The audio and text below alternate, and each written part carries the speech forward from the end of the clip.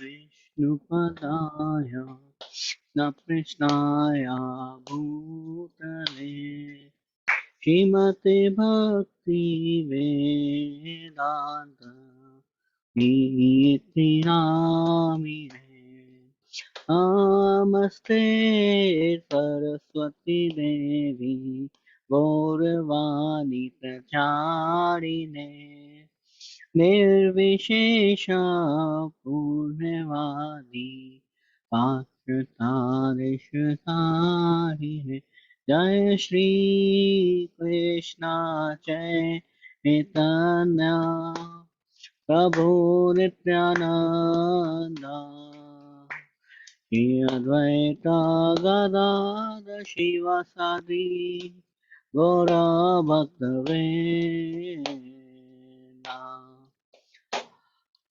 हरे कृष्णा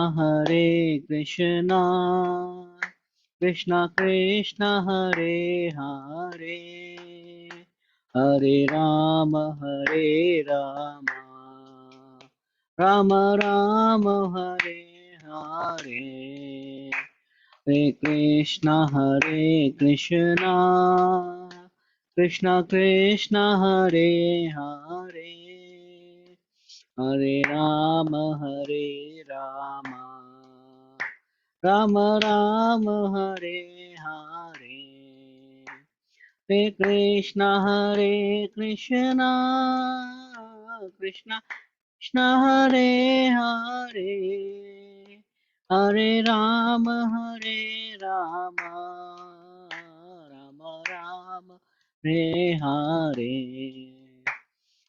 हरे कृष्णा कृष्णा कृष्णा हरे हरे हरे राम राम राम हरे हरे हरे कृष्णा कृष्णा कृष्णा हरे हरे हरे राम राम राम हरे हरे हरे कृष्णा कृष्णा कृष्णा हरे हरे हरे राम राम राम हरे हरे जय गौर नटराज जय दयालिताय गौर नटराज जय दयालिताय जय राधा गोविंद राधे जय प्रभुपदा शिला प्रभुपदा और हरि बोल नित्य गौर हरि बोल प्रेमानंदे हरि हरि बोल। श्री प्रभुपाद की जय। ये प्रार्थना करेंगे हम सभी लोग। ओम अज्ञानतिमिरान्धस्य ज्ञानाञ्जनं शलाकया चक्षुरुन्मिलितं येन तस्मै श्री गुरुवे नमः। श्री चैतन्य मनोभीष्टं स्थापितं येन भूतले स्वयं रूपं कदा मह्यं ददाति स्वपदान्तिकं वन्देऽहं श्रीगुरु श्रीयुतपदकमलं श्रीगुरु वैष्णवं च श्रीरूपसनाथ सागरनाथ सजीवं साद्वैतं साधुसुतं परिजन कृष्ण चैतन्य देवं श्री राधा कृष्ण पदां सागण ललिता शिव कावचान्तम् हे कृष्ण करुणा सिंधु दीन बंधु जगतपते गोपेश गोपिका कांत राधा कांत नमस्ते तप्त कांचन गौरांगे राधे वृंदावनेश्वरी विश्वानुस्तुति देवी परमानी प्रिये वांछा कल्पलुश्च कृपा सिंधु प्रेक्षा पतितनां पावनेभ्यो वैष्णवभ्यो नमो नमः। जय श्री कृष्ण चैतन्य प्रभु नित्यानंद श्री अद्वैत गदाधर शिवासादि गौर भक्तवृंद हरे कृष्णा कृष्ण कृष्णा हरे हरे हरे राम राम राम हरे हरे हरे कृष्णा। आप सभी का बहुत बहुत स्वागत है भगवद गीता के इस द्वितीय अध्याय पे जो हम लोग चर्चा कर रहे थे इसी को पुनः आगे बढ़ाएंगे। आप सभी लोग जो यदि पॉसिबल है तो अपना कैमरा ऑन कर सकते हैं, जिन्होंने भी कैमरा ऑन नहीं करा है तो इस प्रकार से हम आप लोगों को देख पाएंगे और आप भी हमें अ, देख सकते हैं। और आप लोगों को यदि कुछ भी प्रकार से यदि कोई प्रश्न होगा कुछ होगा तो आप हम लोगों से पूछ सकते हैं। प्रयास करेंगे कि हम आपको उसको उत्तर दे पाएं। तो एक छोटा सा रिकैप करेंगे। द्वितीय अध्याय में हम जैसे देख रहे थे अर्जुन का प्रश्न होते हैं अलग अलग कि वो युद्ध नहीं करना चाहते हैं और फिर जब अलग अलग प्रश्नों के साथ में वह जो है अपने युद्ध ना करने के कारण बताते हैं और अलग अलग कारण देते हैं कि हम युद्ध नहीं करना चाहते। तो इसी को आगे बढ़ाते हुए जब वो पूरी तरह जब पूरा कंफ्यूज हो जाते हैं, उनको समझ में नहीं आता है कि ऐसे में क्या करना है, उनका शरीर में कंपन आने लगता है और वो अपनी पूरा जो है चेतना को भूल जाते हैं कि हमें क्या करना चाहिए, क्या सही है, क्या गलत है। तो ऐसी परिस्थिति में वह कृष्ण को एक गुरु के रूप में अपनाते हैं और उनसे बोलते हैं कि अब आप हमारे गुरु हैं, आप हमें बताइए कि हमारे लिए क्या सही है, क्या गलत है, और हम आपको पूर्ण तरह आपके शरणागत होते हैं। तो वास्तव में एक मनुष्य जीवन के लिए हमारी भी स्थिति ऐसी ही होती है कि कई प्रकार से हम देखते हैं, जो हम लोग अपने जीवन में अनेक प्रकार के हमारे परिस्थितियां आती हैं और हम लोग को नहीं समझ में आता कि क्या सही है, क्या गलत है। तो भगवान कृष्ण इसमें भगवत गीता के माध्यम से एक गुरु की भूमिका निभाते हुए एक जीव के लिए बता रहे हैं कि वास्तव में एक जीव को भी एक गुरु की आवश्यकता है। जीव को एक गुरु को चुनना चाहिए और वो गुरु जो है वो हमें पूर्ण तरीके से सभी परिस्थितियों से जो है हमारा को सही मार्ग दिखा सकते हैं। तो भगवान कृष्ण इसी प्रकार से अर्जुन के अलग अलग जो भी उनके तथ्य होते हैं, जो भी उनके प्रश्न होते हैं, जो उनके रीजंस होते हैं, कारण जिनकी वजह से वो युद्ध नहीं करना चाहते, एक एक करके सभी उनको उन कारणों का उत्तर देना शुरू करते हैं और उनको सबसे पहले उनको ज्ञान के रूप में बताते हैं कि ये जो जिन लोगों के लिए आप सोच रहे हैं कि इनको हमें नहीं मारना है, वास्तव में यह तो आत्मा है। आत्मा के ज्ञान के बारे में बताते हैं भगवान, और आत्मा के ज्ञान के बताते हुए कि आत्मा को कोई ना कोई मार सकता है, ना कोई जला सकता है, ना कोई सुखा सकता है, और आत्मा के विवरण करते हुए तो ज्ञान के मार्ग के माध्यम से भगवान अर्जुन को बताते हैं कि आप युद्ध करिए। उसके बाद में भगवान कर्म के हिसाब से बताते हैं कि ऐसे आप क्षत्रिय धर्म है, तो क्षत्रिय धर्म के अनुसार आपका ये कर्तव्य है कि आपको युद्ध में भाग लेना चाहिए, धर्म की स्थापना के लिए आपको युद्ध करना चाहिए। और एक क्षत्रिय, यदि आप ऐसा क्षत्रिय अगर आप युद्ध नहीं करते हैं तो आपको कलंक लगता है, आपको जो है आप अधर्म की स्थापना होने पे आप सहायता देते हैं। तो इसलिए आपको जो है एक क्षत्रिय धर्म को मानते हुए आपको युद्ध करना चाहिए। और फिर भगवान उनको निष्काम कर्मयोग या बुद्धि योग के बारे में भी दूसरे अध्याय में बताते हैं आगे कि सभी चीजों को, सभी कार्य जो हम निष्काम कर्मयोग, ये बहुत ही इंपॉर्टेंट है कि आप जो भी कार्य कर रहे हैं वह आप भगवान की प्रसन्नता के लिए करें। भगवान की प्रसन्नता के लिए यदि हम जो कार्य करते हैं तो उस कार्य का हमारे को फल नहीं मिलता है। तो ये सारी चीजें हमने चर्चा करी थी, इसी में आगे हम आगे बढ़ेंगे। तो 50वें श्लोक में भगवान जो है अर्जुन को फाइनली जो है बताते हैं कि आपको देखिए, यदि आप कार्य करते हैं, कर्म करते हैं, तो वास्तव में जो बुद्धि योग का कार्य है उससे क्या होता है कि सभी जो प्रकार के अच्छे कर्म है चाहे बुरे कर्म है, हमें उनका फल नहीं भोगना पड़ता। देखिए, कर्म का एक विधान है, तो कर्म के इसमें विधान के इसमें जो साइकिल है उसमें क्या है कि मान लीजिए एक जो भी जीव है, वो जीव को अपने सभी कर्मों को भोगना होता है। तो कई बार लोग की धारणा होती है कि हम अच्छे कार्य करेंगे, बुरे कर्म नहीं करेंगे। अच्छे कार्य करेंगे तो हमारे को जो है अच्छी गति प्राप्त होगी मृत्यु के पश्चात। लेकिन मनुष्य जीवन का वास्तव में लक्ष्य हमारा अगर देखें तो लक्ष्य ये होता है कि हम अपने मनुष्य जीवन में भगवान की सेवा करें, भगवान की जो है बताए हुए कार्यों के अनुसार उस हिसाब से यदि हम अपना कार्य करते हैं तो अंततः हमारी जो गति है वह हमें भगवान के धाम जाना है। जीवन मृत्यु का चक्कर ये जो है ये लगा रहेगा। एक इंसान यदि आज जन्म होगा, कल उसकी मृत्यु होगी, तो फिर उसके बाद पुनः उसका जन्म होगा, और पुनः जन्म होगा तो उसको बार बार यही सारी चीजें फिर से वो परे करना होगा। परंतु भगवान की यदि सेवा में लगते हैं और भगवान के अनुसार बताए हुए कार्य यदि हम करते हैं तो हम ये जीवन मृत्यु के चक्कर से परे जा सकते हैं। इस प्रकार से जैसे आप मान देखिए, कोई इंसान कुछ गलत कार्य कर रहा है, तो वो आप जैसे आपने एक कॉपी लीजिए और कॉपी पे अपना लिखना शुरू करिए। आप कॉपी पे हम लिखना शुरू करते हैं तो क्या होता है, हम लिखते हैं चलिए आज के दिन हमने ये करा, अब 2 दिन बाद हमने ये कार्य करा, तो हम सारे कार्य अपने लिखते हैं एक एक करके। तो सभी कार्यों का हमें फल मिलना है। सभी कार्यों का जो फल मिलेगा तो उसमें जो भी कार्य हमने भगवान के लिए करें, भगवान के हैं, वो कार्य आपके वो फल में नहीं गिर जाएंगे। आपको हम कोई बहुत अच्छे कार्य करेगा तो उसको अच्छे फल प्राप्त होंगे, कोई बुरे कार्य करेगा तो उसके अनुसार फल प्राप्त होंगे। लेकिन फल जो है हमें अच्छे और बुरे दोनों ही कार्यों के मिलते हैं। तो सिर्फ और सिर्फ अच्छे कर्म करने से कोई फायदा नहीं है। कर्म हमें करना चाहिए किसके अनुसार? भगवान के अनुसार, जैसा भगवान बताते हैं। तो इसीलिए यही जो है ये इसको हम बुद्धि योग कर साकाम कर योग बताते हैं, जिसमें कि हमने पिछली बार भी बताया था कि एक कार्य हो गया कि व्यक्ति जो है कार्य कर रहा है और कार्य को किसको कर रहा है? अपने सभी कार्य को भगवान को समर्पित करते हुए चल रहा है। तो वो आपका एक कार्य हो गया, जिसको हम बोलेंगे साकाम कर्मयोग। फिर एक हो गया निष्काम कर्मयोग, जिसमें कि भगवान क्या कर रहे हैं, व्यक्ति कार्य भी कर रहा है, जो कार्य का फल मिल रहा है वो जो है अपने भगवान को जो है देता हुआ चला जा रहा है।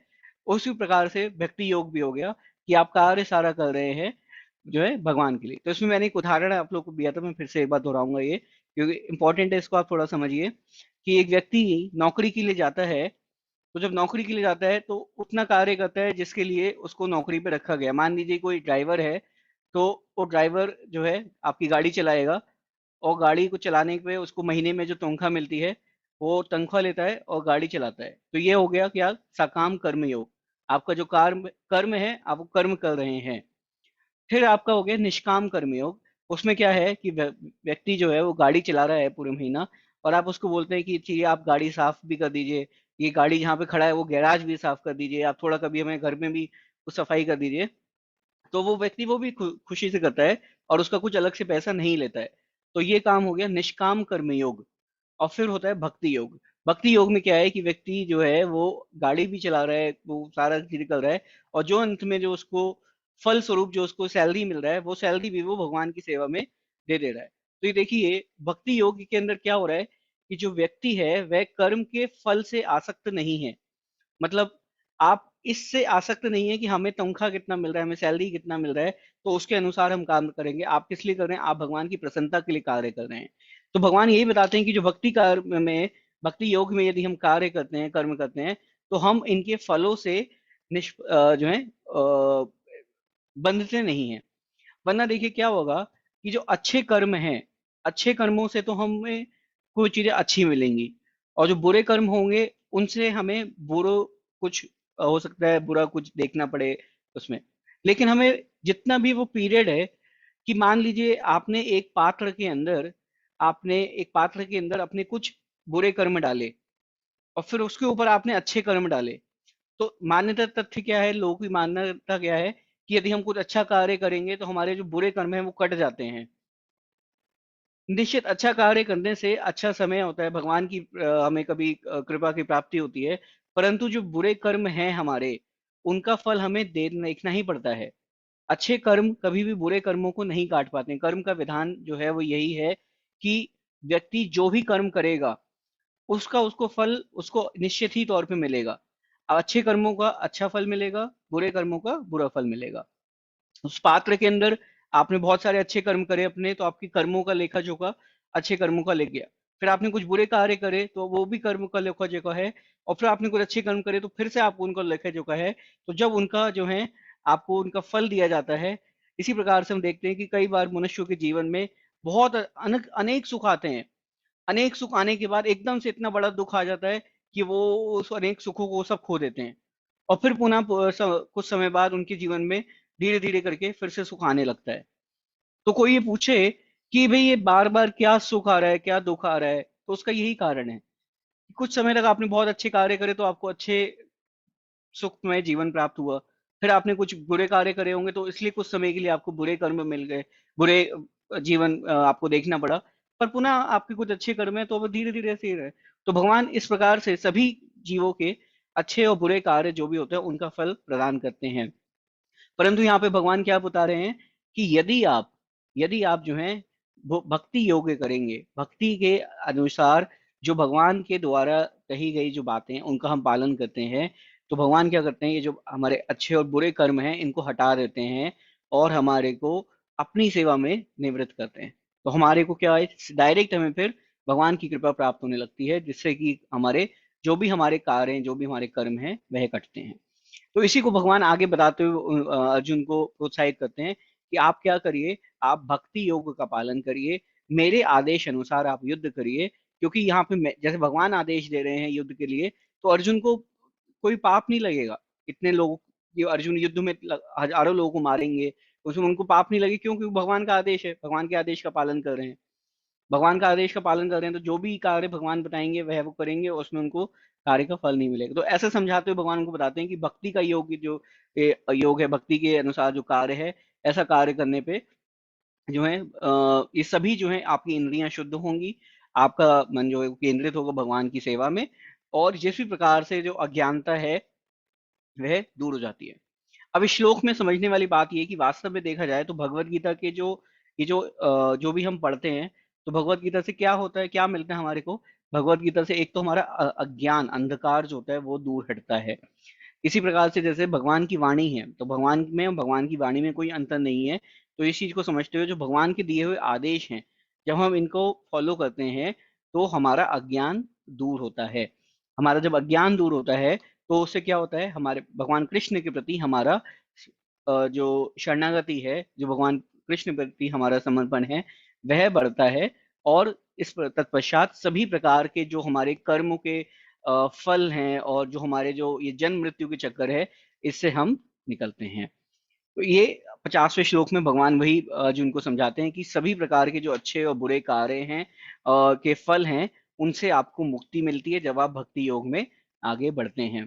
और इसके पश्चात फिर भगवान बताते हैं कि जन्म मृत्यु के चक्कर से भी आपको मृत्यु मिल जाती है। तो एक चीज हो गई, अच्छे और बुरे कर्मों के फलों से आपको मुक्ति मिल रही है। और दूसरा क्या हो रहा है, आपको सीधा जन्म मृत्यु के चक्कर से ही फल मुक्ति मिल रही है। तो भक्ति भक्ति योग का देखिए दूसरा फायदा देखिए। पहला फायदा हो रहा है कि सिर्फ और सिर्फ जो आपके अच्छे और बुरे कर्म हैं, आपको उनसे मुक्ति मिल रही है। तो 50वें श्लोक में यहाँ पे भगवान बताते हैं कि भी आप भक्ति योग के लिए कार्य करिए। भक्ति योग में कार्य करेंगे तो आपके जो भी आपके बुरे कर्म हैं और अच्छे कर्म हैं, मैं इनसे आपको मुक्ति देता हूँ। फिर 91वें श्लोक में, 51 श्लोक में यहाँ पे भगवान फिर बता रहे हैं इसके बाद कि आपके कर्मों से तो मैं मुक्ति दे ही रहा हूँ, आपको मैं जन्म मृत्यु के चक्र से भी बचा देता हूँ, आपको मैं उसके भी आपको मुक्ति दे रहा हूँ, जन्म मृत्यु के चक्र से भी। तो उसमें 51वें श्लोक में इसमें भी एक और स्टेप आगे भगवान बता रहे हैं। इसके लिए आप ऐसे समझिए, ये जो भगवान की कृपा यदि हमें प्राप्त हो रही है, तो भगवान की कृपा प्राप्त होने का मतलब यहाँ पे ऐसे बता रहे हैं कि जो इतना बड़ा असंख्य समुद्र है, आप देखिए, आप एक छोटे से, हम मान लीजिए हम एक समुद्र तट पे खड़े हैं, अपने आप को थोड़ा आप ऐसे सोचिए, आप एक समुद्र तट पे खड़े हैं और आपके आगे एक विशाल समुद्र है, बहुत बड़ा विशाल समुद्र है। उस समुद्र को आपको पार करना है, तो आप अपने आप से उस समुद्र को पार नहीं कर सकते हैं। लेकिन जब भगवान की कृपा हमें मिलती है, तो वो पूरा इतना विशाल बड़ा समुद्र किसके बराबर हो जाता है, जैसे कि एक बछड़े का पैर का खुर जो होता है, उसके बराबर वो समुद्र उतना बड़ा हो जाता है। तो बछड़े के पैर का जो खुर है, उसको आप कितनी आसानी से पार कर लेंगे। लेकिन सिर्फ और सिर्फ भगवान की कृपा से जो पूरा इतना विशाल समुद्र है, वो मनुष्य को उस छोटे से बछड़े के पैर के खुर के समान समझ में आता है। तो ये भगवान की कृपा है। भगवान भक्ति योग के माध्यम से बता रहे हैं कि भक्ति योग के मार्ग से यदि हम कार्य करते हैं, तो ये जो कार्य है, ये उतना सरल हो जाता है कि आप मान लीजिए कि आप पूरा समुद्र पार कर लेंगे और आपको ऐसा लगेगा कि जैसे कि ये एक छोटे से बछड़े के खुर के समान है। तो इतना सुगम तरीका है ये भक्ति योग का मार्ग अपनाना। और क्या फायदा है? और उसमें भगवान बता रहे हैं कि सभी प्रकार से जो भी सेवा, हम भगवान की सेवा करते हैं, तो भगवान सभी प्रकार के हमें भौतिक कष्टों से हमारी रक्षा करते हैं। और सभी प्रकार के जो भी हमारी ये जो भी हमारी मटेरियल डिजायर्स हैं, मटेरियल जो भी हमारी ये जो हम देखते हैं कि भौतिक संसार के हमें छोटे अलग अलग प्रकार के हमें कष्ट मिलते हैं, वो सभी प्रकार से वे भगवान हमें रक्षा करते हैं। कैसे? क्योंकि जब जन्म और मृत्यु के हमें चक्र से ही मुक्ति मिल जाएगी, तो हमें ये चीजें देखनी ही नहीं पड़ेंगी फिर से। तो इसलिए हमें क्या करना चाहिए? सेवा करनी चाहिए। किस लिए? भगवान श्री हरि के चरणों के लिए। भगवान श्री के लिए, हरि के यदि हम चरणों की सेवा करते हैं, तो हमें इन सभी प्रकार की चीजों से हमें मुक्ति मिलती है। और ये जो पुनः बार बार जो जन्म और मृत्यु के हम चक्र में फंसते हैं, इससे हमें मुक्ति मिलती है सिर्फ और सिर्फ भक्ति योग के माध्यम से। फिर इसके बाद भगवान क्या बता रहे हैं? इसका भगवान बताते हैं बाय 52 श्लोक में कि जो भी ये अलग अलग प्रकार के वैदिक सभ्यताएं, वैदिक कर्म कांड हैं और वैदिक हम लोग शास्त्र पढ़ते हैं, वो सभी शास्त्रों के मनोगतिक जो भी हमारे हम सोचते हैं, उनसे भी हमारे को परे है ये भक्ति योग। भक्ति योग बता रहे हैं यहाँ पे कि जब तुम्हारी बुद्धि मोह रूपी साधन वन को पार कर जाएगी, तो तुम सुनने योग्य हुए तथा सुनने योग्य सब प्रति आकाशमय हो जाओगे। यानी कि यहाँ भगवान बता रहे हैं कि जो भी कार्य हम करते हैं ये भक्ति के मार्ग में, इसको यदि हम पूर्ण तरीके से भगवान कृष्ण की सेवा में निवृत्त होते हुए करते हैं, भक्ति योग का फॉलो करते हुए करते हैं। तो जो भी हम ये वेदा और उपनिषद जितने भी हम पढ़ते हैं, वैदिक कर्म कांड में जो वो चीजें पढ़ते हैं, उन सब की पूर्ति हो जाती है सिर्फ और सिर्फ भक्ति मार्ग को अपनाने से। भक्ति के एकमात्र कार्य करने से, भक्ति के थ्रू कार्य करने से यदि हम करते हैं, तो वेदों में वर्णित सभी प्रकार के यज्ञ और सभी प्रकार के उपनिषदों में जो भी कर्म कांड की विधियां बताई गई हैं, ये सभी चीजें जो है पूर्ण हो जाती हैं जब हम इसमें करते हैं। तो इसमें आप देखिए जो कर्म कांड है, इस वाले श्लोक में यहाँ पे हम पढ़ेंगे, तो कर्म कांड जो बताया गया है, शास्त्रों में विदित जो रीति नियम बताए गए हैं, वो किसके समान बताए गए हैं? वो बताए गए हैं एक बहुत ही बड़े विशालकाय जंगल के समान। जंगल किसके समान? जो भ्रम पैदा करता है, ऐसे जंगल के समान ये बहुत सारी चीजें बताई गई हैं पूरा वैदिक वेदों में वर्णित कर्मकांड को, कि ये बहुत बड़ा विशाल जंगल है। कि मान लीजिए आप अपने आप को सोचिए, आप एक बहुत बड़े विशाल जंगल में कहीं पे चले गए और आपका फोन का नेटवर्क चला गया। आपका फोन का नेटवर्क चला गया, आपका जो गूगल मैप है, आपके पास कोई नक्शा नहीं है कि जिससे आप वो उस जंगल से बाहर निकल पाए, तो आपको पता ही नहीं चलेगा कि क्या कौन सा सही रास्ता है, कौन सा गलत रास्ता है। आप उस जंगल में ही भटक के रह जाएंगे। तो ये वेदों में वर्णित जो कर्म कांड है, ये इसी समान है। भगवान बता रहे हैं कि वेदों में वर्णित जो कर्म कांड है वो इसी जंगल के समान है, कि जो जीव है वह अपनी सही गति भूल जाता है। आप उन्हीं नीति नियमों में, रिवाजों में भटक के रह जाएंगे। आप देखिए, हम देखते हैं कई बार लोग, से नाम नहीं लेंगे, लेकिन लोग अलग अलग प्रकार के व्रत करते हैं, अलग अलग प्रकार के नियमों को, शास्त्रों को फॉलो करते हैं। हमने कई बार कुछ लोगों को देखा है कि जो तपस्या करते हैं तो बीच नदी में जाके, मतलब एक पाँव पे खड़े होके अपना ध्यान लेते हैं। तो ऐसी ये सारी विधियां हैं। ये सारी विधियां, ऐसा नहीं है कि इससे कुछ होगा नहीं, लेकिन जो फल, जो गति हमें भक्ति योग के माध्यम से मिल सकती है, वो बहुत आगे की है। वो ऐसी गति है कि डायरेक्ट आपको भगवान की सेवा दे रही है। और लोग भ्रम में अलग अलग चीजों को फॉलो करते हैं, जिसके कारण कि वो सही गति को प्राप्त नहीं कर पाते। तो भगवान स्वयं यहाँ पे 52 श्लोक है ये, इसमें भगवान बता रहे हैं कि ये जो पूरे कर्म कांड के अंदर विधान ऐसे हैं जैसे कि एक बहुत विशालकाय जंगल में कोई इंसान फंस जाए तो उसको सही गति प्राप्त नहीं होती है। और लेकिन क्या फायदा है? भगवान बता रहे हैं यहाँ पे, फिर से बता रहे हैं कि कृष्ण कॉन्शियसनेस, कि जो कृष्ण भावना भावित जो व्यक्ति होता है, वह इन सारी चीजों को पार करके बहुत सुगम तरीके से भक्ति के मार्ग में दृढ़ हो जाता है। यहाँ पे फिर आगे बताते हैं भगवान कि जो भी कृष्ण भावना भावित व्यक्ति होता है, वो बहुत आसानी से सभी वेदों में वर्णित इन सभी चीजों से उसको दिक्कत नहीं होती। और एक वो एक समाधि के माध्यम से, एक बिल्कुल जैसे एक कोई व्यक्ति जब समाधि में बैठ जाता है, दृढ़ होके बैठता है, दृढ़ निश्चय होके, वैसा भगवान वैसा व्यक्ति बैठता है।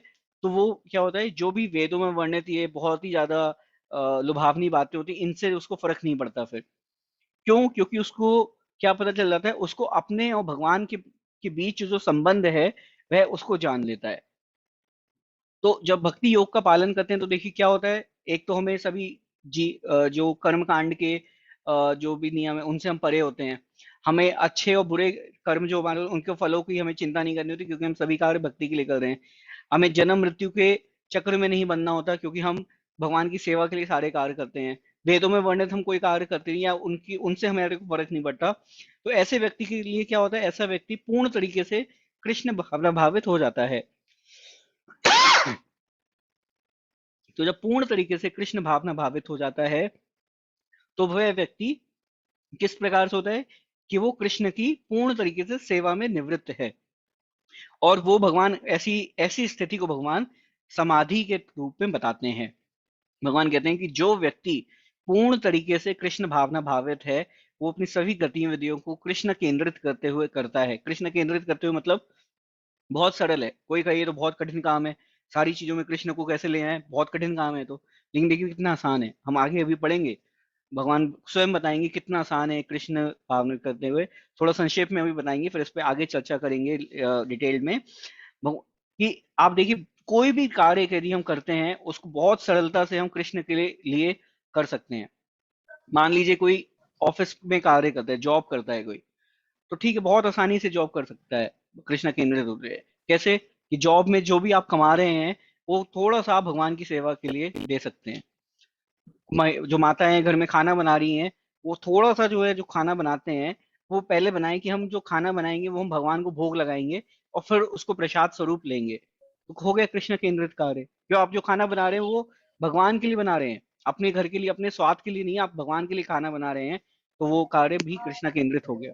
इस प्रकार से जो भी कार्य हम कर रहे हैं, हम वो बहुत आसानी से कृष्णा केंद्रित होते हुए कर सकते हैं, कृष्णा कॉन्शियस होते हुए कर सकते हैं। तो भगवान ये 53वें श्लोक में यही समझा रहे हैं कि जो भी व्यक्ति इस प्रकार से पूर्ण तरीके से कृष्ण केंद्रित होते हुए कार्य करता है, वो वास्तव में क्या होता है, समाधि में जाता है। और जो यहाँ पे भगवान समाधि का मतलब भी बता रहे हैं, फिर समाधि का मतलब ऐसा नहीं है कि कोई व्यक्ति पूर्ण तरीके से मतलब वैसे एक जगह बैठ के स्थित होके, जैसे हम लोग टीवी में देखते हैं, शास्त्रों में अलग अलग जगहों पे हम सुनने सुनाए, तो समाधि का मतलब वो नहीं है। समाधि का मतलब है कि आप पूर्ण तरीके से अपने हर कार्य को कृष्णा केंद्रित होते हुए करें। तो जब ऐसा करते हैं तो क्या होता है, एक तो हमारा जो हमने भगवान कृष्ण के साथ हमारा संबंध है, हमें उसके बारे में पता चलता है। और हमें वेदों में वर्णित जो अलग अलग लुभावने कर्म कांड वाली चीजें होती हैं, उनसे हमें फर्क नहीं पड़ता। समाधि में जो व्यक्ति होता है उसको ये फर्क नहीं पड़ता कि आज मैं इन माता का व्रत करूंगा तो मेरे को ये फल मिल जाएगा, आज मैं ये जो है ऐसा व्रत रखूंगा तो ये मैं 7 दिन का ऐसे व्रत रखूंगा तो मुझे ये अच्छा फल प्राप्त होगा। क्यों? क्योंकि उसका संबंध भगवान कृष्ण के साथ है। मैं ऐसे ही एक दिन सोच रहा था, आप स्वयं भी ऐसा विचार कर सकते हैं, कल्पना कर सकते हैं कि मान लीजिए कोई व्यक्ति है जिसका डायरेक्ट कनेक्शन भारत के प्रधानमंत्री के साथ है। तो क्या उसको किसी ऑफिस में जाके किसी चपरासी को घूस देनी पड़ेगी अपना कार्य कराने के लिए? अरे आपका संबंध डायरेक्ट प्रधानमंत्री के साथ है, आप उस उन प्रधानमंत्री चाहेंगे तो क्या नहीं हो सकता है आपके साथ। तो वो एक ऑफिस में जाके एक चपरासी को के साथ क्यों अपना वहां पे टाइम वेस्ट करूं, डायरेक्ट जाएंगे, कोई अपना कार्य कराना है तो जो व्यक्ति, आप ये समझ लीजिए कि हमारा जो जीव का संबंध जो कृष्ण के साथ है, जो सर्व ब्रह्मांडों के मालिक हैं, पूरे ब्रह्मांड, सभी ब्रह्मांड उनके इशारे पे चलते हैं, तो हमें फिर बाकी देवी देवताओं का क्या वो है। इसी प्रकार से भगवान यहाँ पे क्लियरली बोल रहे हैं कि जो व्यक्ति पूर्ण तरीके से कृष्ण केंद्रित हो जाएगा, जो वो समाधि में होगा, क्यों उसको बाकी अन्य कर्म रीति रिवाजों में जो वर्णित अलग अलग चीजें हैं, उनसे उनको फर्क नहीं पड़ेगा। हम आगे इसमें और धीरे धीरे इसमें डिटेल में भगवान बताएंगे। लेकिन बहुत इंपॉर्टेंट चीज है समझने की कि हमारा भगवान के साथ जो संबंध है, वो वो जानना कितनी बड़ी बात है, वो रियलाइज करना कि हम भगवान के अंश हैं, भगवान हमारे परम पिता हैं, वो जानना ही सबसे बड़ी चीज है। वो हमने जिस दिन जान लिया, तो हम क्यों जाएंगे। कोई एक व्यक्ति, वो एक बालक है, छोटा बालक है, मेले में जाता है, मेले में जाके वो बालक खो गया। और वो बालक जब खो गया तो उसको पता ही नहीं है कि उसकी मम्मी कहाँ है, उसके पापा कौन है। उसके मम्मी पापा अरबपति करोड़पति हैं, और वो बालक वहां पे एक टॉफी के लिए रो रहा है। और वो कोई गरीब व्यक्ति उसको ले जाता है, अपने साथ में काम कराता है, और वो जगह जगह जाके वो सेवा करता है, तो उसको कुछ खाने को मिल जाता है। लेकिन जिस दिन उस बालक को पता चलता है कि अरे मेरे माता पिता वो हैं, और वो बालक अपने माता पिता के पास जाता है, तो उसको क्या कहीं जाके सेवा करनी पड़ेगी, वो तो उसको ऑलरेडी इतना मिल जाएगा, कभी जरूरत ही नहीं पड़ेगी। तो ये जानना बहुत जरूरी है कि हमारे माता पिता भगवान श्री हरि हैं, हमारे परम पिता हैं, हमारे पूरी हर चीज का ध्यान रखते हैं।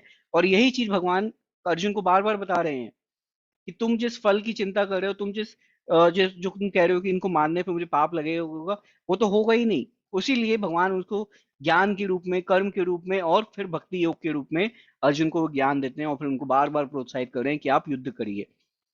तो यही आगे जब बताते हैं भगवान, और बाद में उनको बताते हैं कि भाई ऐसा कृष्ण केंद्रित व्यक्ति जब अपने कार्य करता है तो वो समाधि में चला जाता है। तो यहाँ पे अब अर्जुन के मन में पहला प्रश्न आता है। तो देखिए, आप पूरा सही से फिर से याद करिए, तो भगवान अर्जुन क्या कर रहे थे, पहले अपने अपने अलग अलग कारण बता रहे थे युद्ध ना करने के। और फिर उसके बाद में उन्होंने भगवान कृष्ण को अपना गुरु स्वीकार कर लिया कि अब आप हमारे गुरु हैं। तो इसके बाद भगवान अलग अलग रूप में ज्ञान, कर्म और फिर भक्ति योग के बारे में उनको बताते हैं। और जब उसमें भक्ति योग के बारे में वो इस बात पे आते हैं कि भाई वो ऐसा व्यक्ति तो समाधि में के बराबर है, उसमें है, और अपने पूरा केंद्रित हो जाता है, तब यहाँ पे अर्जुन पहला प्रश्न पूछते हैं। तो 2.54, ये तो दूसरे अध्याय का 54वां श्लोक है। ये अर्जुन का पहला प्रश्न है भगवत गीता में, जो अर्जुन भगवान कृष्ण से पूछते हैं। और वो उनसे पूछते हैं क्या, कि उसमें पूछते हैं, यहाँ पे चार चीजें पूछते हैं।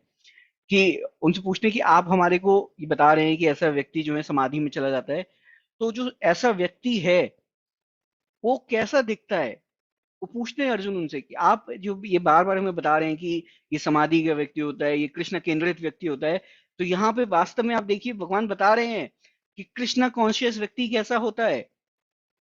एक जो व्यक्ति जो पूर्ण तरीके से कृष्णा केंद्रित है वो कैसा होता है, कैसा कैसे बातें करता है। अर्जुन पूछ रहे हैं उनसे भगवान से कि आप बताइए वो जो कृष्णा केंद्रित व्यक्ति होता है वो बातें कैसी करता है, वो बैठता कैसे है, वो चलता कैसे है। अर्जुन का प्रश्न है यहाँ पे 54वें श्लोक में। अर्जुन कहते हैं, हे कृष्ण, अध्यात्म में लीन चेतना वाले व्यक्ति यानी स्थित प्रज्ञ, ऐसे व्यक्ति को स्थित प्रज्ञ बोलते हैं, क्या लक्षण है, वह कैसे बोलता है तथा उसकी भाषा क्या है, वह किस तरह बैठता है और किस तरह चलता है। ये अर्जुन भगवान से प्रश्न करते हैं। फिर तो इसके बाद भगवान फिर उन्हें उत्तर देते हैं। यहाँ पे अब भगवान क्या बताएंगे, अब भगवान भक्तों के लक्षण बताएंगे। ये एक बहुत इंपॉर्टेंट श्लोक है ये। यहाँ से भगवान जो है अब भक्तों का गुणगान करना शुरू करते हैं कि वास्तव में जो भगवान के भक्त हैं वो कैसे हैं, भगवान के भक्तों की क्या महत्व है, और यहाँ से भगवान भक्तों के बारे में बताते हैं। तो यहाँ देखिए जो पूरी भगवत गीता हम आगे अब देखेंगे, जैसे धीरे धीरे प्रयास करेंगे कि हम उसी रूप में लेके चलें कि भगवत गीता क्या है, क्वेश्चंस अर्जुन के और भगवान के उसके आंसर्स देते हैं। तो अर्जुन अलग अलग प्रकार से उनको क्वेश्चन कर रहे हैं। यहाँ पे अर्जुन उनसे पूछ रहे हैं कि भाई आप ठीक है, आप हमारे को इतना बता रहे हैं कि हमें भक्ति में कार्य ऐसे करना चाहिए, ऐसे करना चाहिए, वो कृष्णा केंद्रित कार्य हो जाता है, और जो भी ये व्यक्ति ऐसा करता है वो पूरा समाधि में चला जाता है। तो अर्जुन पूछते हैं कि ठीक है, तो ऐसा जो व्यक्ति है उसके क्या लक्षण है, कैसा दिखता है, कैसा चलता है, कैसा बोलता है, आप बताइए उसके बारे में थोड़ा सा। तो यहाँ पे भगवान कृष्ण फिर उनको बताते हैं कि जो व्यक्ति इस प्रकार से पूर्ण तरीके से अपने आप को भगवान के उसमें अगर हुआ है, उसका सबसे पहला क्या है कि वो जो भी प्रकार की भौतिक इंद्रियों की तृप्ति के लिए कार्य नहीं करता। वो ये भौतिक इंद्रियां जो हमारी होती हैं इनके प्रति वो अपने आप को पूर्ण तरीके से सेटिस्फाइड मानता है। वो इन छोटी छोटी इंद्रिय तृप्तियों के लिए कार्य नहीं करता, जबकि कार्य किसके लिए करता है, भगवान की कृपा के लिए, भगवान की पूर्ण तरीके से संतुष्टि के लिए कार्य करता है। क्यों? क्योंकि वह जानता है कि जो कृष्ण है वह कौन है, हमारे परम पिता हैं, और परम हमारे हर प्रकार से हमारा रक्षण करेंगे। तो छोटी छोटी हम इंद्रिय तृप्तियों के लिए कार्य नहीं करता ऐसा व्यक्ति। इसमें एक बहुत अच्छा सा बताते हैं भगवान कि जैसे मान लीजिए जो व्यक्ति जिसको कि बहुत इजीली पता है कि हाँ भाई छोटी छोटी चीजें हैं, या मान लीजिए कोई ऐसा व्यक्ति जिसके पास अपना खुद का आम का बाग है, डेली उसको आम खाने को मिल रहे हैं, आम का बाग है, और आप उसके पास जाए उसको बोले "ये लो एक गिलास तुम फ्रूटी पी लो", तो कहेगा मैं क्यों फ्रूटी पीऊंगा भाई, मेरे पास तो डेली आम का बाग है, मैं पूरा डेली आम खाता हूँ, मैं रोज सुबह शाम, मैं फ्रूटी पी के क्या करूंगा एक गिलास, मैं पूरा शुद्ध आम खाऊंगा। तो इसी प्रकार से जो व्यक्ति जिसको पूर्ण तरीके से ज्ञात है कि भगवान कृष्ण मेरे पिता हैं, वह छोटी छोटी इंद्रिय तृप्तियों के प्रति कार्य नहीं करता। वो क्या करता है, अपनी सभी जो इंद्रिय तृप्तियों की भावनाएं हैं उनको जो है अपने मन से निकाल देता है। क्योंकि वास्तव में देखा जाए तो ये इंद्रिय तृप्तियों की जितनी भावना है ये भी कहाँ से आ रही है, ये भी हमारे मन से आती है। अब मन से हमें कुछ लगता है तो हम लगता है कि हम इसको पाएं, और फिर ये जो है हमारी इंद्रिय तृप्ति की भावना ऐसे उत्पन्न होती है। तो वैसा व्यक्ति, एक तो क्या बता रहे हैं भगवान कि पूर्ण तरीके से वह सेल्फ रियलाइज होता है, उसको पता होता है कि क्या सही है क्या गलत है, और क्या सही है क्या गलत है मतलब कि उसको पता है कि भगवान की संतुष्टि भगवान की प्रसन्नता किसमें है, और उस प्रकार से वह सभी कार्य भगवान की प्रसन्नता हेतु करता है। फिर भगवान इसमें क्या बता रहे हैं, अर्जुन का दूसरा प्रश्न था कि वह बोलता कैसे है। तो भगवान इसमें बता रहे हैं, यानी मतलब बेसिकली बोलता कैसे मतलब कि अर्जुन उसमें पूछना चाह रहे हैं कि मतलब वो क्या, मतलब क्या वास्तव में वो बहुत ज्यादा बुद्धिमान है, या वो जो जिस प्रकार का कभी गुस्सा आता है या कोई खुशी होती है तो उस पर कैसे रिएक्ट करता है। अर्जुन इस प्रकार से पूछना चाह रहे हैं। तो भगवान क्या बता रहे हैं इसमें, सुख और दुख दोनों ही स्थितियों में वह सम रहता है, वह स्थिर रहता है। और क्या होता है, किसी भी प्रकार का यदि क्रोध है, भय है, या मोह है, तो उससे वह परे रहता है, उससे वह मुक्त रहता है। और सुख या कुछ अच्छा या बुरा कार्य में अनिश्चित होते हुए वह अपनी पूर्ण इंद्रियों को, अपनी पूरी ज्ञान को किसमें समर्पित करता है, पूर्ण ज्ञान जो कि भगवान का ज्ञान है उसमें पूर्ण करता है। तो यहाँ पे भगवान बहुत अच्छे से बता रहे हैं कि तप होने पर भी मन को विचलित नहीं होता। यानी किसी भी प्रकार का यदि कष्ट आता है तो उसका मन विचलित नहीं होता है, और सुख आने पे वो बहुत ज्यादा प्रसन्न भी नहीं होता है। क्यों? क्योंकि सुख और दुख क्या है, बहुत समतल है, आज है कल नहीं है। लेकिन क्या हमारे साथ है? हमेशा भगवान हमारे साथ हैं, यह वह जानता है। और किसी भी प्रकार की आसक्ति, भय तथा क्रोध से मुक्त होता है, और वह क्या है, पूर्ण तरीके से पूर्ण ज्ञान में स्थिर रहते हुए उस व्यक्ति को मुनि कहते हैं। वह मुनि कहलाता है, वह व्यक्ति, ऐसा व्यक्ति। इसमें आगे यहाँ पे भगवान एक बहुत अच्छी चीज बता रहे हैं आगे, कि जो मुनि है, जिसको मुनि, यहाँ पे भगवान ऐसे व्यक्ति को मुनि का नाम दे रहे हैं, कि ऐसा व्यक्ति जो पूर्ण तरीके से श्री करे वो मुनि है। तो मुनि कौन है? मुनि कौन है? एक तो क्या है, मुनि का अर्थ है कि उस व्यक्ति ने अपने मन को स्थिर करा हुआ है। मन को स्थिर करने का मतलब कि बहुत ज्यादा सुख आ गया तो एकदम से अरे अरे देखो मैं कितना सुखी हो गया, ऐसा नहीं। और बहुत ज्यादा दुख आ गया तो भी नहीं, हाई मेरे साथ क्या हो गया। तो ना सुख में बहुत ज्यादा प्रसन्न है, ना दुख में बहुत ज्यादा विचलित है, ऐसा व्यक्ति मुनि है। और क्या है, हमेशा वो उसका मन जो है वह कृष्ण भावना भावित होता है। सभी चीजों को कृष्ण के प्रति, कृष्ण की सेवा और कृष्ण की कृपा मानते हुए स्वीकार करते हैं वैसे व्यक्ति। और यहाँ पे अलग अलग शास्त्रों का वर्णन देते हुए भगवान यहाँ पे बता रहे हैं, एक भगवत गीता का हम आगे पढ़ेंगे इसमें, कि वासुदेव सर्वमिति, यानी कि वासुदेव भगवान कृष्ण की कृपा समझते हुए सभी चीजों को मानना। जो भी हमें मिल रहा है, जो भी हम पाते हैं, उसको भगवान कृष्ण की कृपा के समान माने। और इसमें मुनि शब्द इसलिए और भी दिया गया है क्योंकि शास्त्रों के पूर्ण आधार के अनुसार है। मुनि सिर्फ और सिर्फ इसलिए नहीं क्योंकि बिल्कुल स्थित मन है, लेकिन शास्त्रों के अनुसार है। शास्त्रों के अनुसार वह व्यक्ति पूर्ण तरीके से कार्य जो कर रहा है, वह भगवान कृष्ण की प्रसन्नता के लिए, भगवान कृष्ण के दिए हुए आदेशों के अनुसार कर रहा है, इसलिए भी वह व्यक्ति मुनि है। और फिर इसमें आगे भगवान जैसे ये जो तीन चीजें बताते हैं कि वो सुख दुख समा, मतलब कि कृष्ण की कृपा मानते हुए सभी सुखों को और दुखों को मानता है, और सभी प्रकार के भय से, क्रोध से और आसक्ति से वह मुक्त होता है। क्यों? क्योंकि ये जो भी चीजें हैं ये क्या है, ये टेम्परेरी हैं। इसमें उसका, उनकी गति क्या है? उनकी गति ये है कि वो उनको भगवान कृष्ण की सेवा के लिए स्वीकार करता है। देखिए, एक बहुत अच्छा यहाँ पे उदाहरण आता है कि भय, क्रोध और ये जो आसक्ति है, ये सभी चीजें, ये हम भगवान की सेवा में यूज कर सकते हैं। यहाँ पे एक बहुत अच्छा उदाहरण आता है हनुमान जी का। तो हनुमान जी, रामायण में जो हनुमान जी थे, वे क्या हुआ, वो लंका में जाते हैं, और लंका में जो रावण होते हैं वो उनकी पूंछ में आग लगा देते हैं। तो उनको बहुत क्रोध आता है, उनको इतना बहुत अधिक क्रोध आता है हनुमान जी को। लेकिन वो चाहते अगर, तो वहां पे रावण को मार सकते थे अकेले, उनमें इतना बल था, भगवान की कृपा प्राप्त थी, इतना बल था उनको कि वो रावण को वहां पे अकेले मार सकते थे, इतने बलशाली थे। लेकिन वो क्या करते हैं, ऐसा नहीं करते। क्यों? क्योंकि भगवान ने सिर्फ उनको एक दूत बना के भेजा था। लेकिन वो क्या करते हैं, इस क्रोध को भगवान की सेवा में यूज करते हैं। और भगवान की सेवा में यूज करके वो क्या करते हैं, पूर्ण जो लंका होती है, जो सोने की लंका होती है, जिसको रावण का जो अहंकार के रूप में ऐसे पूरी लंका थी, उसको जला देते हैं। तो वो रावण की लंका पूरी जला देते हैं, और वो अपने क्रोध को क्या करते हैं, भगवान की सेवा में यूज करते हैं। तो ऐसे और एक शास्त्रों में बहुत उदाहरण है इस प्रकार से, कि क्रोध को ऐसे उन्होंने अपनी जो है भगवान की सेवा में यूज करते हैं। तो इसी प्रकार से जो मुनि होता है, जो कृष्ण कॉन्शियस व्यक्ति होता है, वह भी अपने किसी भी प्रकार की आसक्तियों को, क्रोध को, भय को, वो क्या करते हैं, भगवान की सेवा में ही यूज करते हैं। तो भगवान यहाँ पे बता रहे हैं कि जो ऐसा व्यक्ति है मुनि, अभी हम देखिए यहाँ पे जो चर्चा कर रहे हैं, ये हम कर रहे हैं कि जो कृष्ण केंद्रित व्यक्ति वो कैसा होता है, उसके कार्य क्या है, भगवान ये पूछते हैं अर्जुन। तो भगवान उसके उत्तर में बता रहे हैं ये, कि ऐसा व्यक्ति जो भी क्रोध होगा, कार्य होगा, इनसे मुक्त होते हैं वो। और फिर क्या होता है, वो अच्छे कार्य हो, बुरे कार्यों के, या जो अच्छाई है, बुराई है, इनसे जो है उनको फर्क नहीं पड़ता। क्यों? क्योंकि क्या है, ये जो भौतिक संसार है, हम आगे बढ़ेंगे, क्या है, ये दुखालय है। यहाँ पे अनेक प्रकार के दुख आते हैं, लेकिन यहाँ पे क्या है फायदा, एक कृष्ण कृपा, कृष्ण की कृपा भी मिलती है भक्तों को। तो यहाँ पे भगवान इसी प्रकार से ये बताते हैं कि जो जीव जो है सिर्फ और सिर्फ इसलिए है कि वह कौन है और उसका संबंध कृष्ण के साथ है।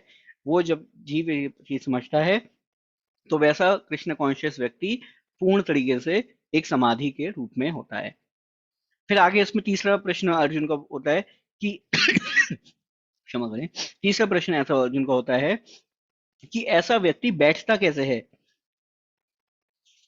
बैठने का मतलब क्या है कि स्थिर कैसे है वो व्यक्ति, उसकी जो जो इंद्रियां हैं, उसकी जो सोच है, वो किस प्रकार की होती है। तो यहाँ पे भगवान उसको बताते हैं कि वह अपनी पूर्ण इंद्रियों को भगवान की सेवा में समर्पित करते हुए चलता है। क्यों? क्योंकि उसको एक बहुत उच्च कोटि का सुख की प्राप्ति हो चुकी है। जैसे मैंने अभी आपको बताया, एक उदाहरण दिया मैंने आपको कि यदि किसी का आम, खुद का आम का बाग है, तो वो फ्रूटी क्यों पिएगा? क्योंकि उसका आम का बाग है, उसको एक हायर टेस्ट मिल गया, पूरा शुद्ध आम का जो होता है उसका जो टेस्ट मिल गया, वो फ्रूटी नहीं पिएगा। तो इसी प्रकार से भगवान यहाँ बता रहे हैं कि वो जो ऐसा व्यक्ति जो पूर्ण तरीके से कृष्णा केंद्रित होता है, वह अपनी पूर्ण इंद्रियों को भगवान की सेवा में समर्पित करता है। इसमें इसी में श्लोक में हम आगे पढ़ेंगे, तो श्लोक में एक उदाहरण के तौर पे बहुत अच्छा एक उदाहरण दिया जाता है कछुए का। तो देखिए, समझने की चीज है। कछुआ जो होता है, कछुए को यदि हम देखते हैं तो वो क्या करता है, वो अपने जो उसका शरीर ऐसे हल होता है उसमें रहते हैं। वो क्या करते हैं, अपने हाथों पैरों को बाहर निकालते हैं और तैरते हैं। और जैसे ही कोई खतरा आता है तो वो क्या करते हैं, तुरंत अपने हाथों पैरों को छोड़ लेते हैं।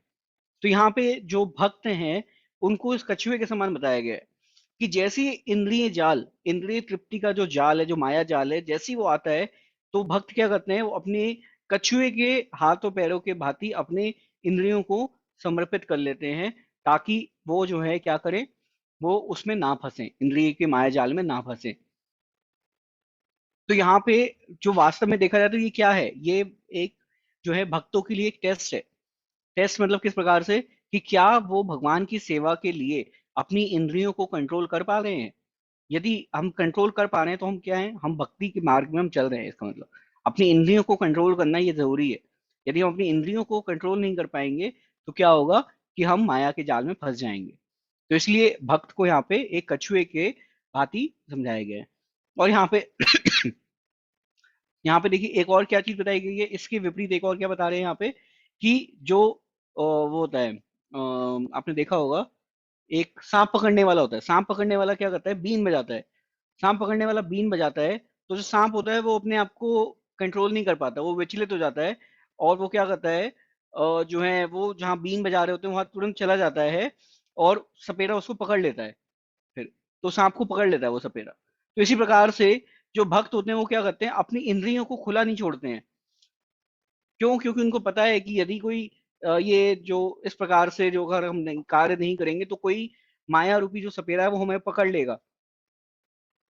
तो इसलिए इंद्रियों को यहाँ पे सपेरा के समान बताया गया, एक सांप के समान बताया गया है कि यदि हम अपनी इंद्रियों को कंट्रोल नहीं करेंगे तो कोई और उनको कंट्रोल करेगा, कोई और उनको पकड़ लेगा। लेकिन जो व्यक्ति पूर्ण तरीके से कृष्ण भावृत होता है, वो अपनी इंद्रियों को कंट्रोल रखता है, अपनी जो अपनी सोच है, अपनी बुद्धि है, उसको पूर्ण तरीके से कंट्रोल रखता है। अब ये देखिए, ये एक कहने की चीज है, लेकिन ये इस प्रकार से ये थोड़ा सा कठिन भी हो सकता है। कोई कहे भाई ये तो बहुत कठिन है अपनी इंद्रियों को कंट्रोल करना। तो यहाँ पे भी एक इसमें बता रहे हैं आगे कि ये कंट्रोल करना मुश्किल है, परंतु हाँ, इसमें ऐसे है कि ये जो भी हम लोग ऐसे करते हैं कि जो है हमें ऐसे नहीं करना है, लेकिन इसमें क्या हो जाता है कि जो हमारे कार्य है, जो भी हम कार्य करते हैं, उनकी हमें जैसे एक हल्की सी पहचान तो, या हमारी जो इंद्रियां होती है उनकी एक लालसा बनी रहती है तब भी कि हमें इस प्रकार से कार्य करना है।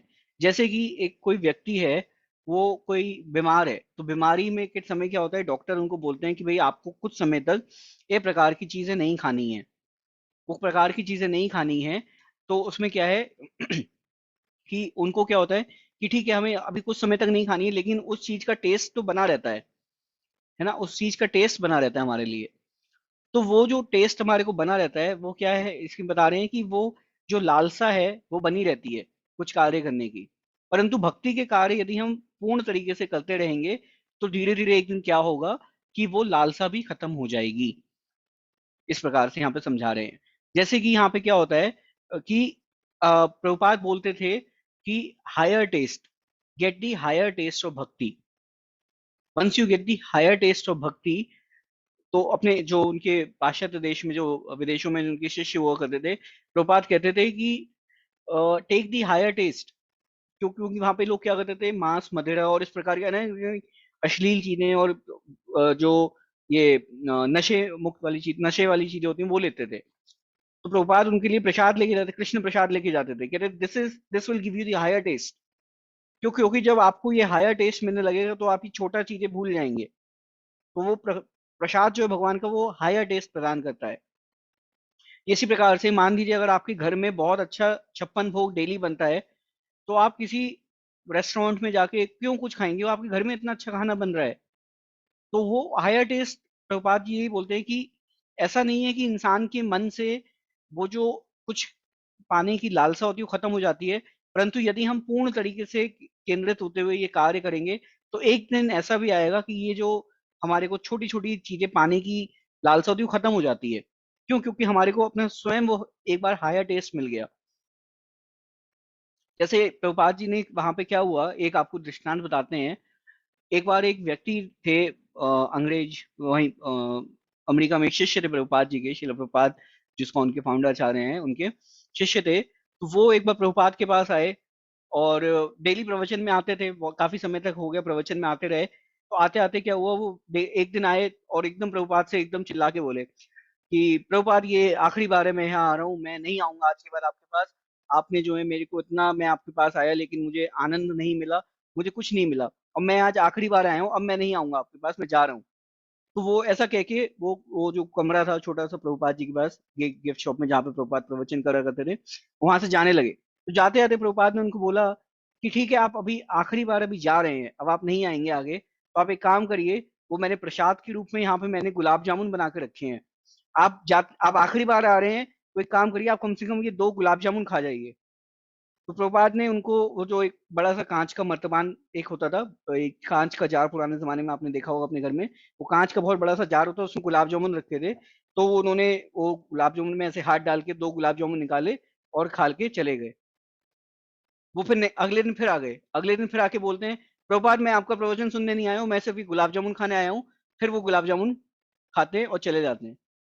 तो वो ऐसे करते करते वो 2-4 दिन आए, उसके बाद फिर से पुनः जो एक व्यक्ति पूर्ण तरीके से ऐसे बोल के जा रहे थे कि अब हम आज की बात नहीं आएंगे, वो प्रभुपाद वो गुलाब जामुन जो प्रभुपाद जी बनाते थे, वो गुलाब जामुन खा के वो भक्त बन गए। और गुलाब जामुन खा के वो डेली आते थे, फिर उसके बाद उन्होंने प्रभुपाद के मिशन में बहुत सेवाएं करी, अनेक सेवाएं करी उन्होंने। और उसके बारे में बता रहे थे कि वो गुलाब जामुन जो थे, वो उन्होंने मेरी जिंदगी बचा ली। अब देखिए आप, यही प्रभुपाद जी बता रहे हैं यहाँ पे कि एक व्यक्ति को जब हायर टेस्ट मिल जाता है किसी चीज का, जब हमें बहुत उच्च कोटि का स्वाद हमें मिलता है, तो हम निम्न कोटि के स्वाद के पीछे नहीं जाते। यही प्रभुपाद यहाँ पे समझा रहे हैं कि जो भक्त होते हैं वे उच्च कोटि के स्वाद के लिए जाते हैं। वे भक्त, जो भक्त होते हैं, वो उनको पता है कि अभी ठीक है, आपने हमने भक्ति शुरू कर दी है अभी, तब भी हो तब भी हो सकता है कि हमें कुछ अलग प्रकार की हमें आदतें हैं, धीरे धीरे हमारे वो आदतें अभी भी हैं। परंतु यहाँ पे प्रभुपाद जी बता रहे हैं कि यदि हम इस प्रकार के कार्य करते रहेंगे भक्ति में रह के भगवान कृष्ण की प्रसन्नता के लिए, तो एक दिन ऐसा भी आएगा कि जो भी ये भौतिक संसार के सुख हैं, हमें ये फीके लगने लगेंगे। जिस दिन आपको ये भौतिक संसार के सुख फीके लगने लगेंगे, उस दिन आपको ये भौतिक संसार की जो ये हमें जरा जरा सी चीजों की हमें लालसा होती है, वो खत्म हो जाएगी। फिर तब आपको नहीं लगेगा कि हाँ मेरे को ये भी चीज चाहिए, वो भी चीज चाहिए।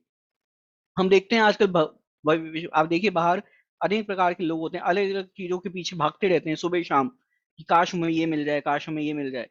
लेकिन वास्तव में जिस दिन उन्हें भक्ति के स्वाद मिल गए, उस दिन बाद उन्हें कुछ नहीं चाहिए होता। क्यों? क्योंकि उन्हें पता है कि परम पिता परम कृष्ण है। जिस दिन कृष्ण चाहेंगे उस दिन क्या नहीं हो सकता। कृष्ण अगर चाहेंगे तो आपके घर में आपको जिस प्रकार की भी आवश्यकता होगी, तुरंत पूर्ण कर देंगे कृष्ण। उनको किसी चीज की मनाई कमी नहीं है, वो पूरे ब्रह्मांड के मालिक हैं। ब्रह्मांड के मालिक कौन है? हमारे पिता हैं। तो एक पुत्र को अपने पिता से यदि कुछ चाहिए होता है, तो उसको कुछ कुछ ज्यादा जतन नहीं करना पड़ता, जाके उसके पिता से बोलता है मुझे ये चीज चाहिए, वो पिता दे देते हैं। जिस दिन पिता को लगता है कि हाँ ये पुत्र इस चीज के लायक है, उस दिन पिता दे देते हैं उसको। तो इसी प्रकार से जो व्यक्ति जानता है कि कृष्ण हमारे पिता हैं, वह अपनी पूर्ण इंद्रियों को, सभी चीजों को एक समान रखते हुए भगवान की सेवा में लगते हैं और फिर भगवान की सभी चीजों को पूर्ण करते हैं। तो यही आगे भगवान इसमें आगे बता रहे हैं कि ऐसा व्यक्ति जो स्थित प्रज्ञ है, इस व्यक्ति का जैसे है वो किस समान है, मुनि के समान है। अपनी सभी इंद्रियों को कंट्रोल करते हुए भगवान की सेवा में यूज करते हैं और धीरे धीरे फिर हायर टेस्ट डेवलप करते हैं। और इसके बाद में भगवान यहाँ पे बता भी रहे हैं कि इंद्रियां बहुत प्रबल हैं। 60वें श्लोक में यहाँ पे भगवान बता रहे हैं कि इंद्रियां इतनी प्रबल तथा वेगवान हैं कि विवेकी पुरुष के मन को भी बलपूर्वक हल लेती हैं, जो उन्हें वश में करने का प्रयत्न करते हैं। कि ये जो इंद्रियां हैं ये इतनी प्रबल हैं कि पूरा जो व्यक्ति है पूरे उसको कंट्रोल कर सकता है, उसको भी जो है अपने कंट्रोल में कर लेंगी।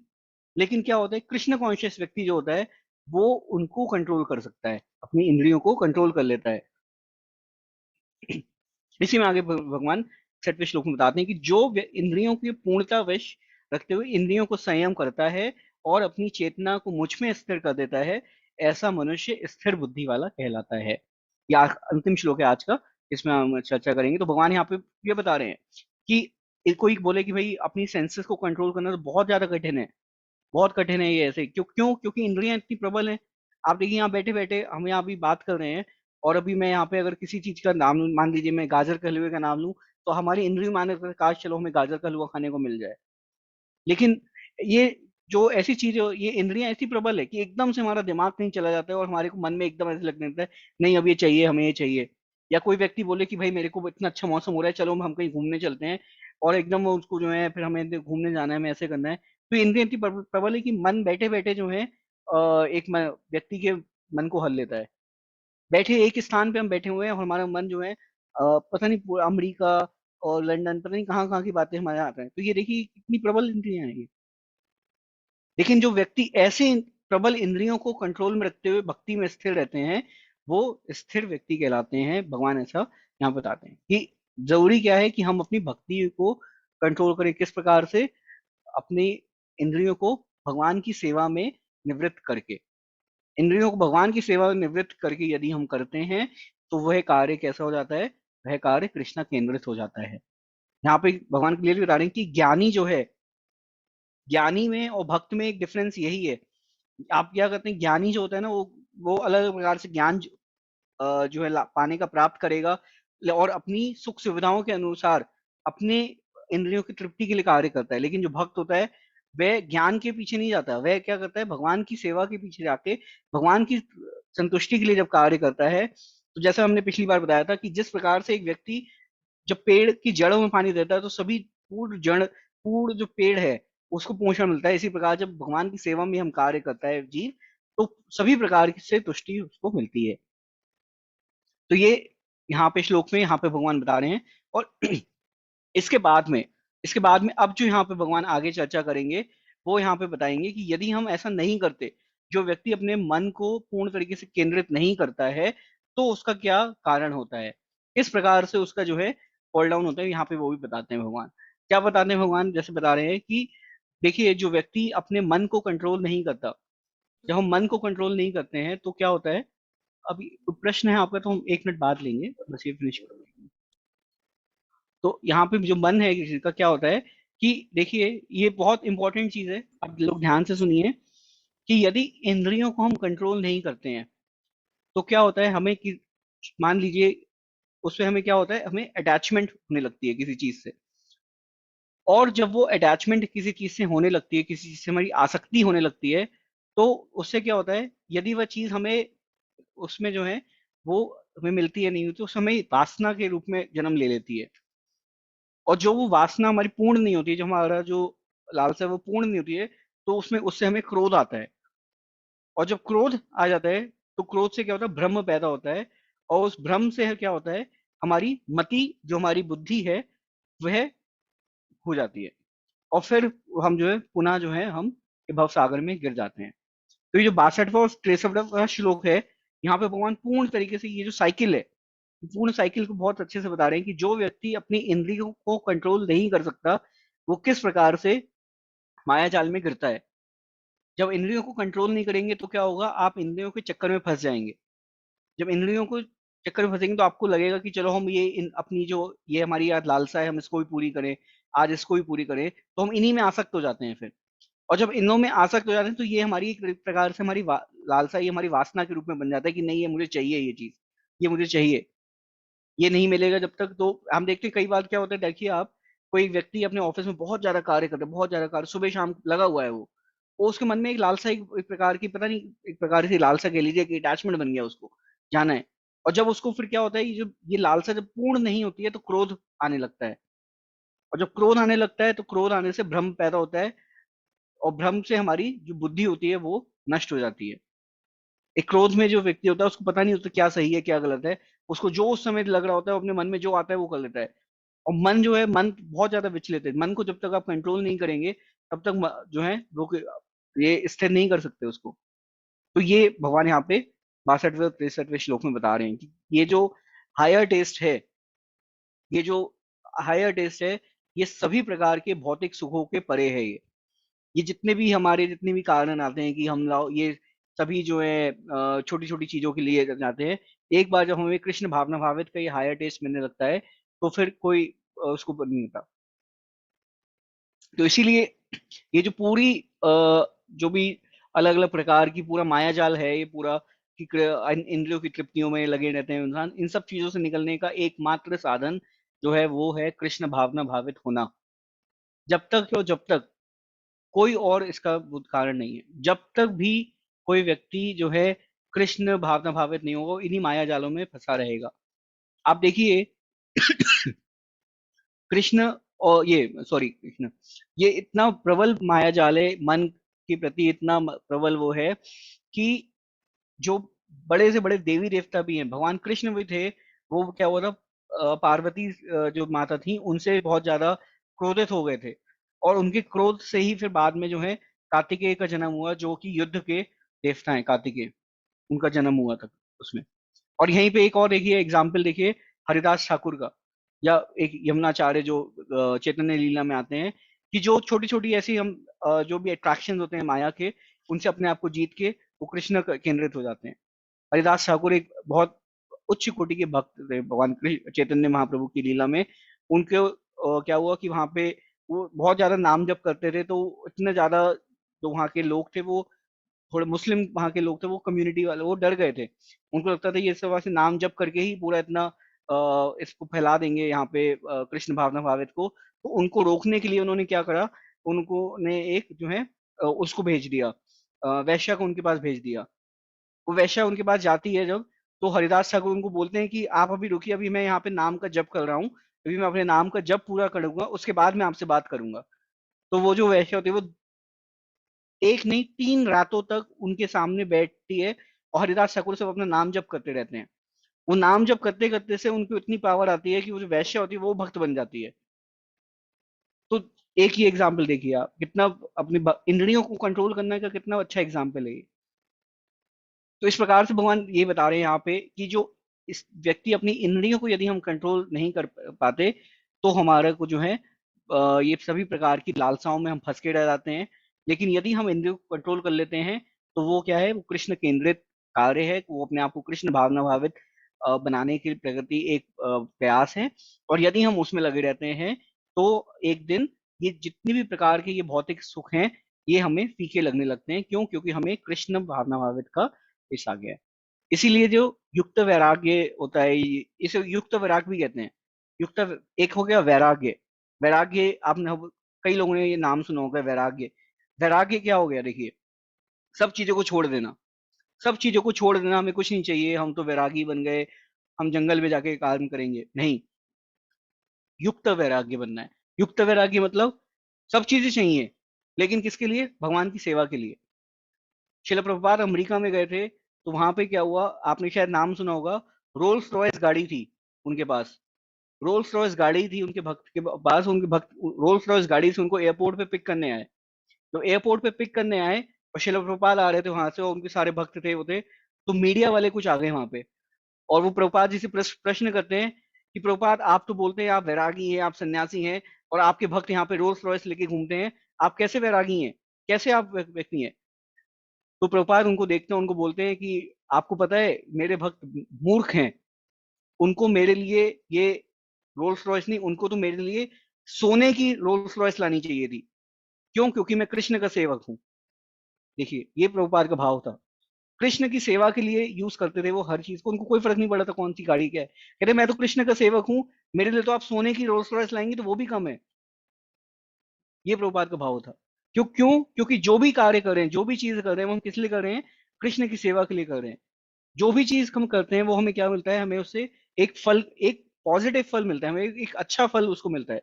जैसे भगवान को हम भोग लगाते हैं, कितना अच्छा अच्छा सुंदर, आप देखिए मंदिर में जाते हैं हम, इतना सुंदर प्रसाद बनाते हैं, इतनी सुंदर व्यवस्था करते हैं, सुंदर सुंदर प्रसाद बनाते हैं, और सभी भक्त उसको प्रसाद समझ के स्वीकार करते हैं और आनंद लेते हैं। तो ये युक्त वैराग्य है। किसी चीज को छोड़ना नहीं है। प्रभुपाद इटली में गए थे। इटली में क्या हुआ कि प्रभुपाद उनको वहां के भक्तों को बोलते थे कि आप मंदिर का प्रसाद लीजिए, मंदिर का प्रसाद लीजिए। तो प्रवचन के बाद क्या देखा कि कई भक्त जो है पड़ोस वाली एक पिज्जा शॉप पे जाके पिज्जा खाते थे। तो प्रभुपाद ने एक दिन उनको बुलाया कि कि आप ये क्या करते हैं, आप वो उस दुकान पे क्यों जाते हैं? क्या आपको यहाँ पे खिचड़ी प्रसाद अच्छा नहीं लगता? तो सब वहाँ पे इटालियन भक्त थे, वहाँ पे सब इटली के भक्त सब बोलने लगे कि प्रभुपाद हम तो यहाँ के इटालियन लोग हैं, हमारा कल्चर है पिज्जा खाना, हम खिचड़ी हम लोग नहीं खाते।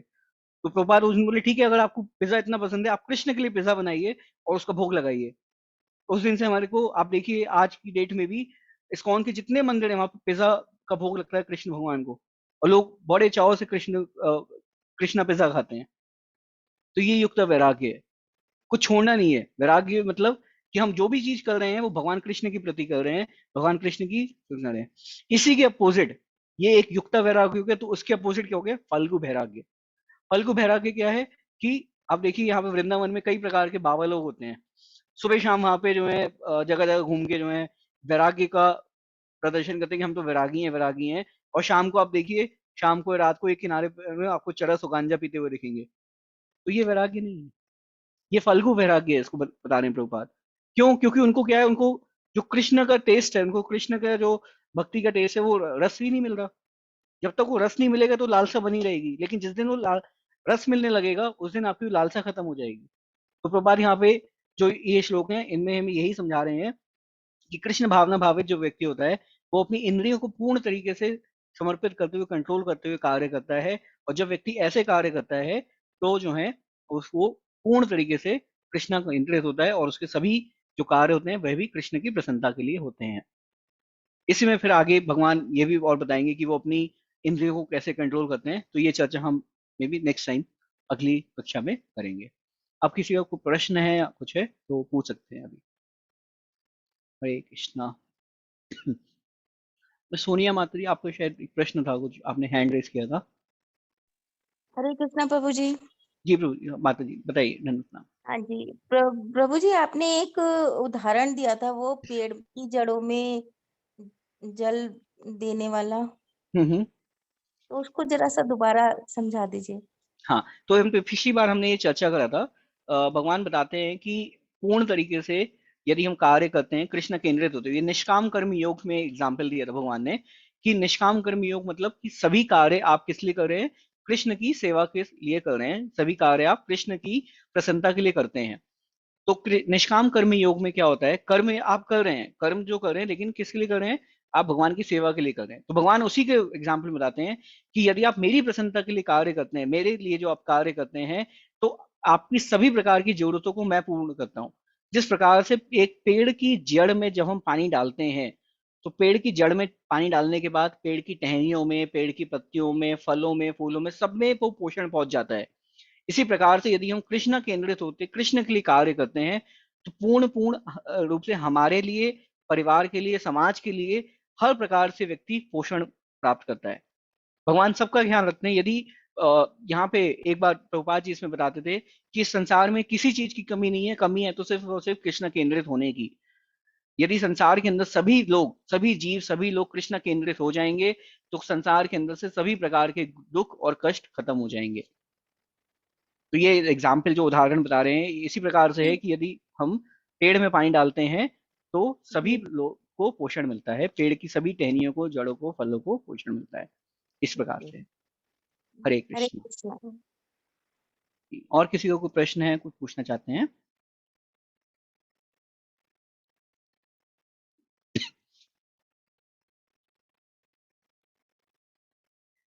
ठीक है, तो और तो किसी का कोई प्रश्न नहीं है। 13 13 जनवरी को एकादशी है, तो आप सभी से अनुरोध है एकादशी व्रत का पालन करें। जो 13 जनवरी को जो एकादशी है उसको, हम जो साउथ इंडिया में थे तो बैंगलोर में थे तो उसको वहाँ पे वैकुंठता एकादशी बोलते हैं। वैकुंठ एकादशी मतलब कि उस दिन जो भगवान है वो अपने द्वार पे आ जाते हैं। भगवान मंदिर में भी नहीं, मंदिर के द्वार पे बाहर आ जाते हैं, इसलिए उसको वैकुंठ एकादशी बोलते हैं। भगवान द्वार पे आके सबका स्वागत करते हैं। तो आप सबसे अनुरोध है 13 तारीख जो कि ये एकादशी है उस पे एक तो व्रत रखें भगवान की प्रसन्नता के लिए। प्रयास करिए उस दिन आप किसी मंदिर में कहीं पे या भक्तों का संग करें, प्रसाद पाएं, और इस प्रकार से भगवान के जो कथा कीर्तन का थोड़ा सा आनंद लें, या उसका थोड़ा सा अपनी चैंटिंग ज्यादा कर सकते हैं। कुछ भक्तों से हमने अनुरोध करा था कि आप सभी भक्त यदि माला नहीं करते हैं तो माला करनी शुरू करें। कम से कम भगवान के नाम की, हरे कृष्ण महामंत्र के नाम की एक माला भी यदि आप करते हैं तो आपको बहुत आनंद मिलेगा। तो आपसे अनुरोध है अपनी, जो लोग माला कर रहे हैं ऑलरेडी, कुछ लोग यहाँ पे जैसे माला करते हैं तो एकादशी के दिन कुछ एक्स्ट्रा राउंड्स भी कर सकते हैं 13 जनवरी को। और पुनः फिर 31 जनवरी को जो हमारे यहाँ पे मंदिर है इस्कॉन ग्रेटर नोएडा का, वहाँ पे एक हम नरसिंह यज्ञ करा रहे हैं सभी भक्तों के अच्छी कामना करते हुए, ताकि सभी के कष्ट न हो। नरसिंह भगवान जो कि सभी भक्तों के जीवन से कष्ट कम करते हैं, तो उनकी प्रसन्नता के लिए हम एक यज्ञ करेंगे और सभी भक्तों के लिए हम उसमें प्रार्थना करेंगे। तो आप सभी लोग उसमें भी योगदान कर सकते हैं किसी भी प्रकार से, जो आप लोग चाहें तो। ठीक है, ये छोटा सा अनाउंसमेंट था। यदि आपको कोई प्रश्न हो, कुछ पूछना चाहते हैं तो पुनः अपना हैंड रेस करके वैसे पूछ सकते हैं, तो आप हमें मैसेज के थ्रू भी हमको रीच कर सकते हैं।